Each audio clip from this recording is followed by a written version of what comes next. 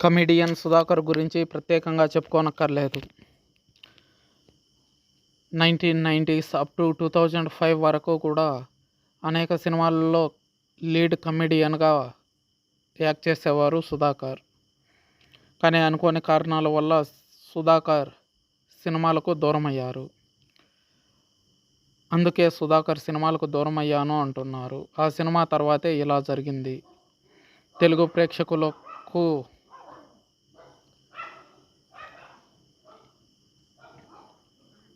హాస్యాన్ని పంచిన నటులలో సుధాకర్ కూడా ప్రముఖుడు.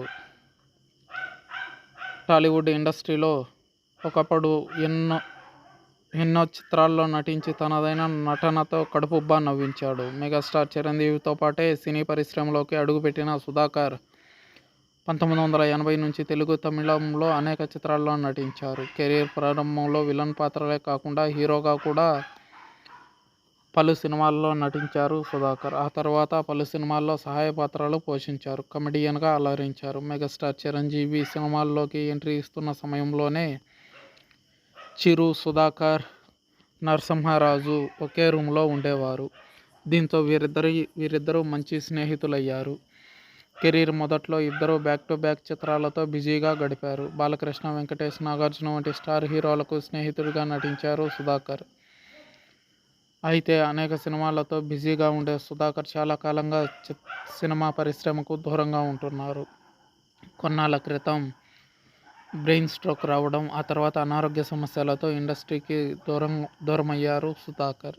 ఇటీవలే బుల్లితెర ద్వారా మరోసారి ఆడియన్స్ ముందుకొచ్చారు సుధాకర్. గతంలో లాగా కాకుండా అనారోగ్య సమస్యలతో బాధపడుతూ అసలు గుర్తుపట్టడానికి వీలు లేకుండా ఉన్నారు. ఇటీవల తన కొడుకు బెన్నీ కూడా సినిమాల్లో నటించారు. తాజాగా తన తనయుడు బెన్నీతో కలిసి పలు ఇంటర్వ్యూలు ఇస్తున్నారు సుధాకర్. తాజాగా ఓ ఇంటర్వ్యూలో పాల్గొన్న సుధాకర్ తాను సినిమాలకు ఎందుకు దూరం కావాల్సి వచ్చిందో చెప్పుకొచ్చారు. అలాగే తన కొడుకు బెన్నీ గురించి కూడా ఆసక్తికర కామెంట్స్ చేశారు. వెంకటేష్ నటించిన సంక్రాంతి తన లాస్ట్ చిత్రం అని, ఆ తర్వాత తనకు బ్రెయిన్ స్ట్రోక్ వచ్చిందని, అందుకే సినిమాలకు దూరం అయ్యాను అన్నారు. ప్రస్తుతం తాను రిటైర్ అయ్యానని, ఇప్పుడు తాను సినిమాలు చేయలేనని, తన కొడుకు సినిమాలలో తన లోటును భర్తీ చేయాలని అనుకుంటున్నట్లు చెప్పుకొచ్చారు. కానీ సుధాకర్ తనయుడు మాత్రం తన తండ్రి వయసుకు తగ్గట్టుగా ఏదైనా పాత్రలు వస్తే నటింపచేయాలని అనుకున్నట్లు చెప్పుకొచ్చారు. సుధాకర్ సంక్రాంతి చివరి మూవీ అయినా ఆ తర్వాత అనేక సినిమాలు విడుదలయ్యాయి. సుధాకర్ ఇప్పుడిప్పుడే పలు ఇంటర్వ్యూల్లో పాల్గొంటున్నారు. సెకండ్ ఇన్నింగ్స్ కోసం సుధాకర్ వేచి చూస్తున్నారు.